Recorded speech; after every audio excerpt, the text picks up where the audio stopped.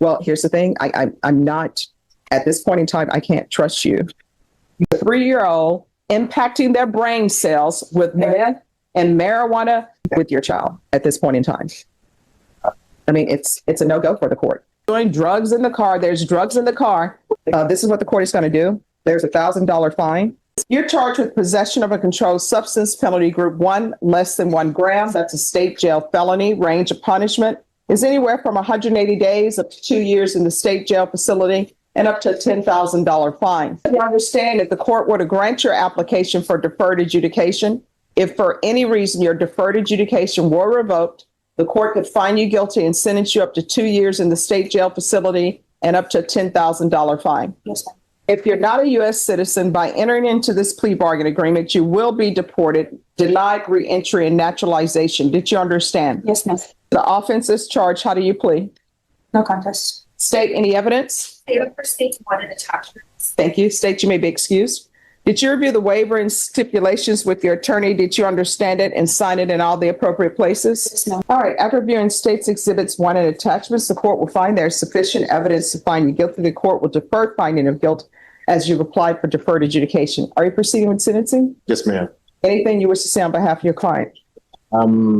Just a couple of things, obviously, that the court follow the agreement. I don't believe Ms. Lumpkins has any history prior to this. She does have a minor dependent, Judge. I know that there's a fine, and I should have mentioned this earlier. She's not employed. She does care for the 3-year-old dependent. You could perhaps help her with her fine. And she took a parenting class already while in custody. Just wanted to make you aware of that. All right. So you have a 3-year-old dependent? Yes, ma'am. But I signed over my temporary rights to my mother as well. Okay. And I'm assuming Child Protective Services is involved? They were involved, but they closed the case as soon as I signed over the rest of my mother. All right. So I'm telling you all, what's the child's name? Roman Lumpkins, RHOMENLUMPKINS. And his middle name is Connor, CONNER. So it's Roman Connor Lumpkins? Yes, ma'am. All right. So it appears to the court that the only reason why Child Protective Services is not in her life is because she signed over rights to her mom. Yes. So I'm not going to do this thing where you signed over your rights to your mom and then you go back and say, let me take my child back. Oh, well, I'm going to make sure that doesn't happen with conditions. So when's the last time you had employment?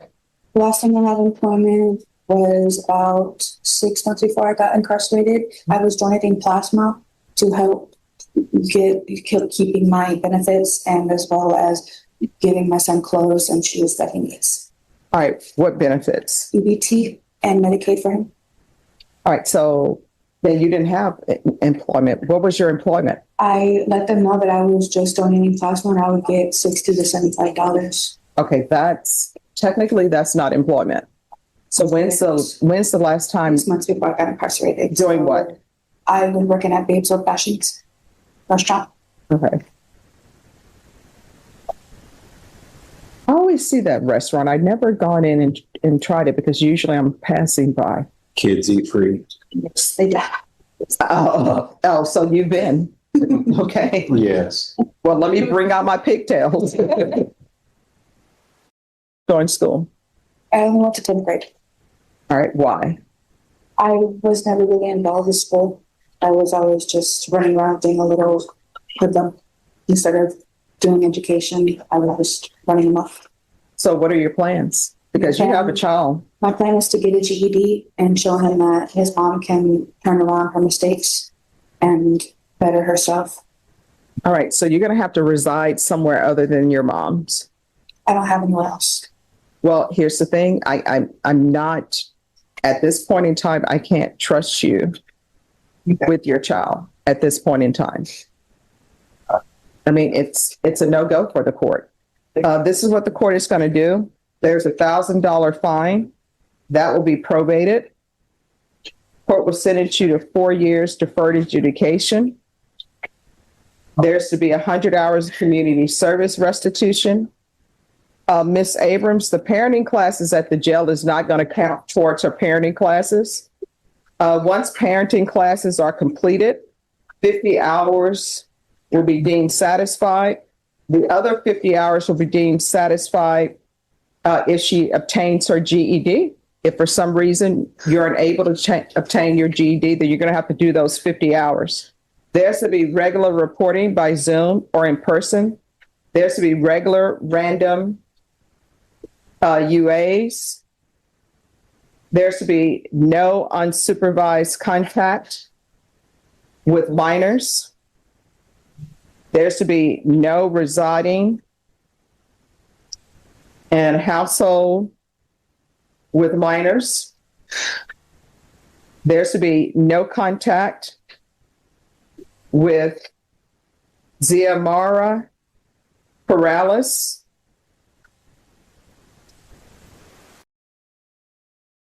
course,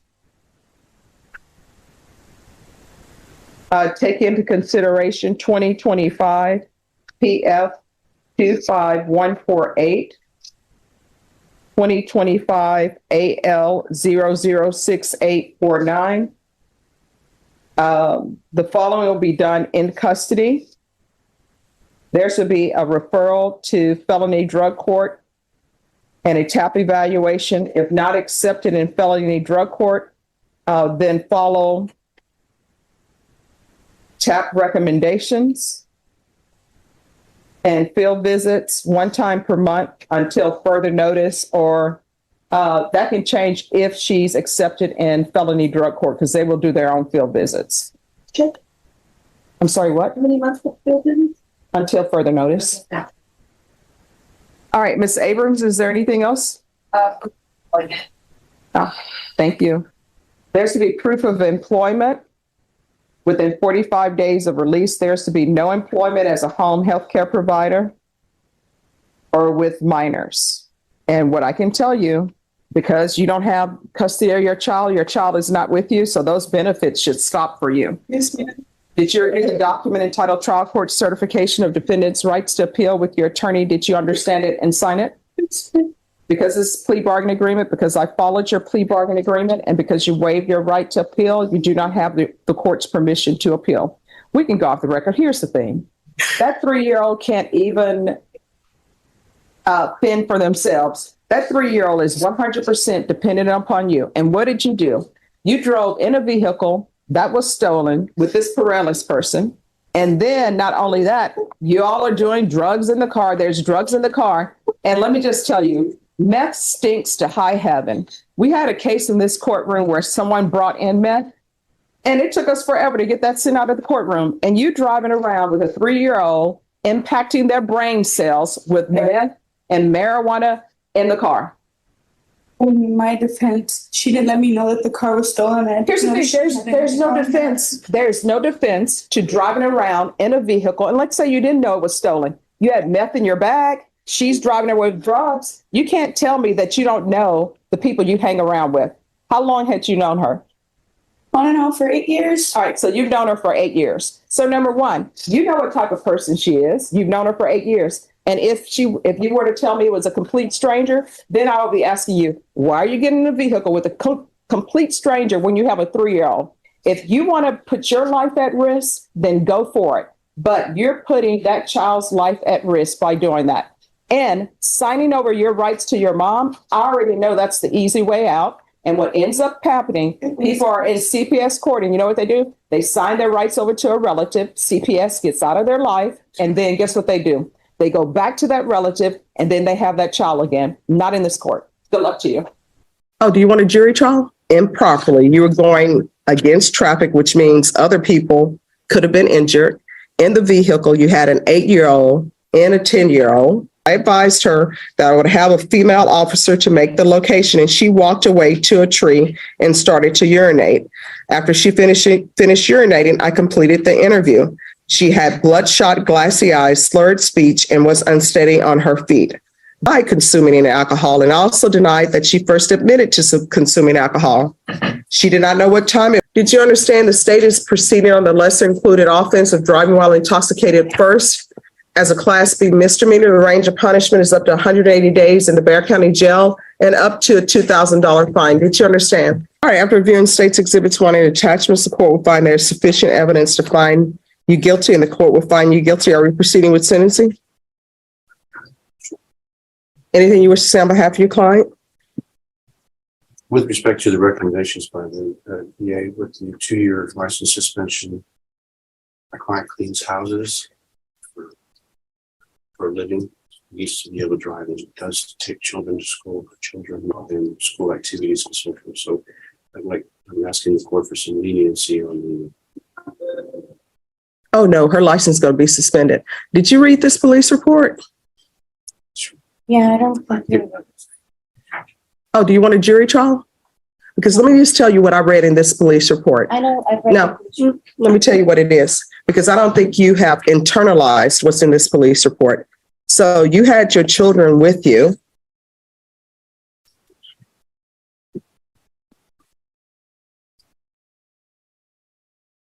And according to this, you were pulled over because you were driving against traffic. So that means that you were driving improperly. You were going against traffic, which means other people could have been injured. In the vehicle, you had an 8-year-old and a 10-year-old. And it says, when I arrived on location, AP, that's you, was standing on the sidewalk, unhandcuffed. I had her walk to the front of my patrol car. She said she did not know why she was stopped, but supposedly she was going against traffic. AP then admitted to consuming 2 drinks at Ingram Park Mall at a bar, but did not know the name of the bar. She started drinking at 8 p.m. and stopped at 9 p.m. AP later denied consuming any alcohol and also denied that she first admitted to consuming alcohol. She did not know what time it was. She said she was not driving. She was shopping. Last date at 3 p.m. And is not under a doctor's care and has no prescribed medications. During the interview, she said she needed to use the bathroom. So I advised her that I would have a female officer to make the location, and she walked away to a tree and started to urinate. After she finished urinating, I completed the interview. She had bloodshot, glassy eyes, slurred speech, and was unsteady on her feet. The odor of alcohol was also getting stronger as she kept talking. They did the HGN. You failed the HGN. So I am not sympathetic to her with the driver's license suspension. Her license is going to be suspended. Do you realize you could have killed your children and other people? Yes. But do you understand that? I haven't drank since. Yes, I very understand When's the last time you had alcohol? that day. All right. When you drug tested today, what are the results going to be for everything? Forever. All right. Probation, I'm going to want a drug test on Miss Ledesma. And I'm going to also want it for alcohol if you're able to do it for alcohol as well. Are you employed? You're cleaning houses? Yes. All right. And how often do you do that? Almost every day. Do you work with the company or no? No, for myself. So how are you paid? Oh, with my customers. I mean, is it payment by check, cash? Zelle, cash sometimes. Okay. She works for an attorney friend of mine that's representing. Okay. Work for. All right. You're whispering so the court reporter can't hear. Say, she does work for various people and she gets paid cash or check. And she cleans houses for other attorneys that I know that I got involved. Were you able to hear him? Okay. All right. The court is finding you guilty. The court is going to sentence you to 180 days in the Bexar County Jail, suspended and probated for 2 years. There's a $2,000 fine that will be probated. Do you know the restitution amount for the labs? It's usually $60, Judge. I'm not sure if it is in this case. All right. Restitution for lab testing, if any.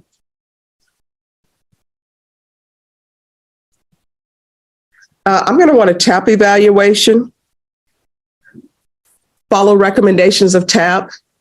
If they say outpatient treatment, then I'm going to want intensive outpatient treatment. I'm going to want 90 sober meetings in 90 days. Proof of employment within 30 days. There's to be no employment as a home health care provider with minors. We want to get her started off on the right foot. That's why we're only requesting it within the first 60 days. Ignition interlock, we're requesting for half the term of probation, which would obviously be longer than that. So we want to keep her monitoring, and I believe it may be required by statute. No, I mean, the ignition interlock, yes, but I mean, ignition interlock in Scram is going to be very expensive. That's good, please. You're going to have ignition interlock on every vehicle that you have access to. And when I say have access to, if it's parked at your house, if it's owned by your husband or whoever lives at your home, ignition interlock is going to be on there. And that's going to be ignition interlock for the full term. 2-year Texas driver's license suspension. And I'm going to want regular UAs,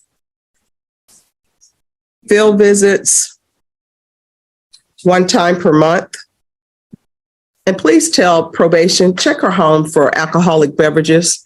When you're on probation, you're not allowed to drink alcohol at all, even in your own home. You understand?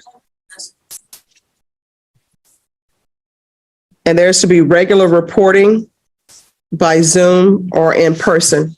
Probation, is there anything else? Anything else you need from the court?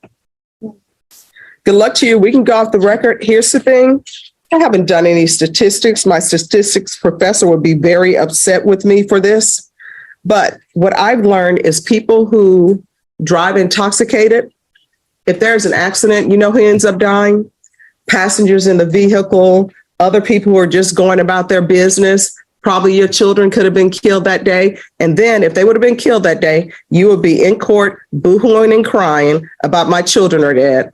So, yes. So you shouldn't have started. All right, probation will go over conditions with you. Thank you, Your Honor. Yes. A routine court hearing turned into a powerful lesson about responsibility and child safety. In the first case, a mother faced a drug possession charge after police found methamphetamine connected to the incident, while her 3-year-old child was present. The judge expressed serious concern about the child's safety and imposed strict probation conditions, including drug testing, parenting classes, community service, and earning a GED. In the second case, another woman pleaded guilty to driving while intoxicated with 2 children in her vehicle.